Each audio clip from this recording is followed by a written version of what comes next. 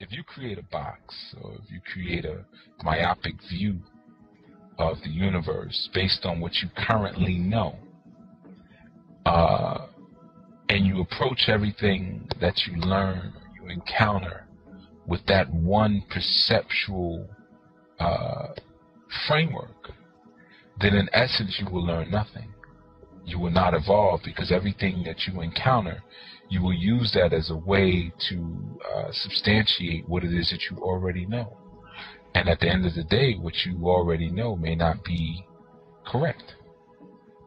All right, so it's important that you don't have assimilated experiences with Orisha, or assimilated experiences with any energy matrix, but you work to make your experience integrated.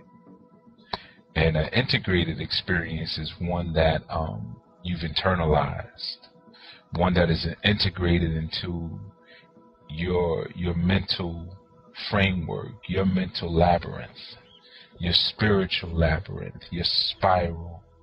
It gets into you on a genetic level. All right, so we're striving for integrated experiences over assimilated ones when dealing with the Orisha, because what happens is when all of your experiences are assimilated, you're basically just regurgitating what someone told you, or what you read in a book, or what some priest or priestess told you you're supposed to do, or how you're supposed to approach these particular angelic or celestial energies. Even integrated observations dealing with morality and quote-unquote good and evil will create a fear mechanism within you, which will prevent and block you from fully realizing the value of the information placed before you. Fear is the worst thing. Fear creates paralysis. And once that paralysis sets in, there's no evolution. You know, it's almost like when you listen to the old mythology where they speak about Medusa, and how Medusa would turn the soldiers to stone who would look upon her. Well, being turned to stone is being placed in a position where you can no longer evolve, okay, out of fear. You know, and really the fear of Medusa was the fear of the Kundalini energy that's inherent in women. So it would turn a man to stone. So he cannot change anymore. He cannot transform because he's afraid. All right. So it's important to understand that fear is a blocking mechanism, and it can become a real life entity, or metaphysic, or traditional African spiritual systems. You must study them from internal to external, from within to without. That's the only way you're really going to be able to have integrated experiences. Other than that, if you keep everything on the outside of your own psyche, the outside of your own soul, your own innerverse, it's just assimilated. You're just regurgitating someone else's experiences or information, which may not even be spiritually correct or spiritually accurate. All right. So again, we're dealing with externals and internals. You know, in the Orishas we have different spirits of natural elements, but not just the Orisha, also the Nkisis, the Lawal, Necharu, you know, the angelic energies. All right, we have spirits of the sea, like Olokun, Madre de Agua. We have spirits of the forest, like Ogun or Ogu or Zarabanda. We have spirit of the wind, Oya, Sintali Doki, Ezeli Danto, fresh water, like Oshun, Ezeli Freda, Lakshmi, Hetharu,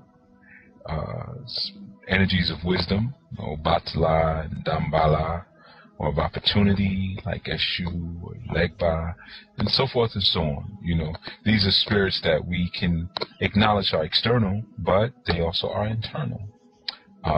These earthly manifestations exist inside of our own internal temples, and they're coordinated internally to the rhythm that we command. which is key. You gotta understand that we command the movements, we command the rhythms of these energies. What that means is that the Orisha are not here to lord over you. In fact, you yourself, you're charged with the responsibility of regulating their presence on earth and quote-unquote heaven. As above, so below. As within, so without. As internal, so external. If you're in command of the rivers of blood within your body, or the wind, or breath, or air that enters and exits your body, and the fire, the heat that you internally hold within your body temple, then you are also in command of those energies outside of your body. Though metaphysics tells us that all things are connected. So, I mean, in reality, therefore, we can say that, and I have to take a moment to say something that is, I think, very important when we're talking about Orisha and spirits. You got to understand that the Orisha are not the solutions to your problems. They're not solutions, all right? They are never, ever, ever the solutions to anything. They are the techniques and formulas that you can use in order to solve your own issues and to arrive at the solution. The Orishas are ancient spiritual formulas.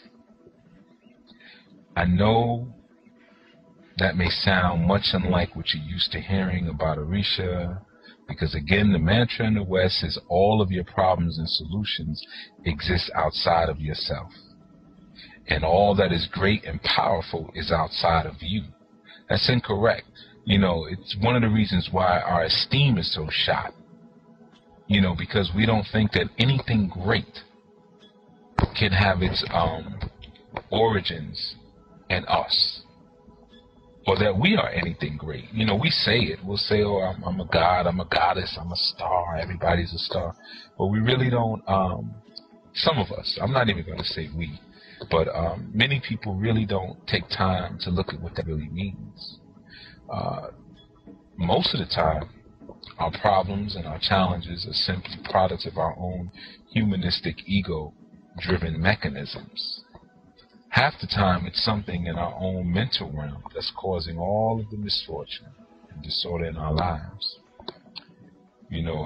One of the biggest mistakes that I find that people make in working with the spirits is that, and when they're trying to enact different spiritual methods, is that they do so without looking at or changing the mindset that may have caused the issue to begin with. And this goes into what I'm going to speak about in a few, about sacrifice. But your ritual work will always have the taint and character of the mental vibrations that you bring into it. If your vibration is low, the work will produce more low vibration results. What are low vibratory symptoms? Disease, lack, fear, calamity, discord, confusion, all of the misfortune, things that we would call unfortunate. Those are products of low vibration.